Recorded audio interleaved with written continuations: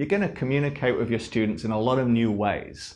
And in this respect, it's worth thinking about the limits of some of the adjectives we use to describe online teaching. People talk about it as asynchronous rather than synchronous. They think of it as a program that is not a day program, not a face-to-face program, and it's often seen as technologically mediated, not face-to-face, and presumably at night. But the metaphors are inadequate because sometimes online teaching can be synchronous, sometimes online teaching can be face-to-face, sometimes students are watching it in the daytime as well as the nighttime.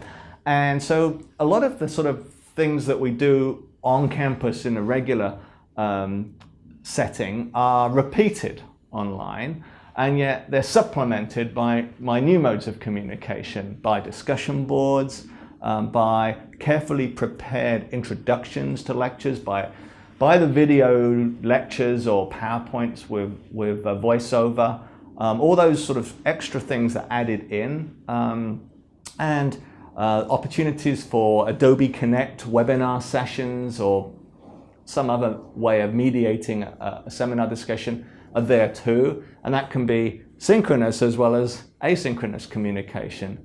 The asynchronous communications are useful, and I think they add an extra component to online teaching that needs to be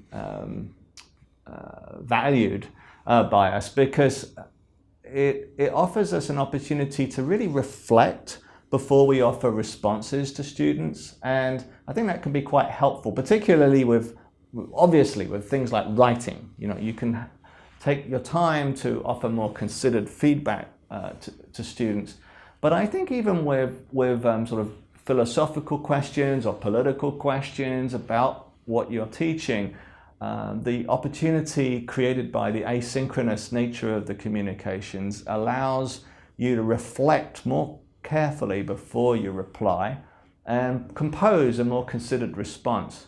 And then, of course, the capacity to share that response with a wider group is neat too. So you might answer one student's question, but a lot of other students may have had the same question. So you can share that question on that response on a discussion board and widen the circle of inclusion with your answer.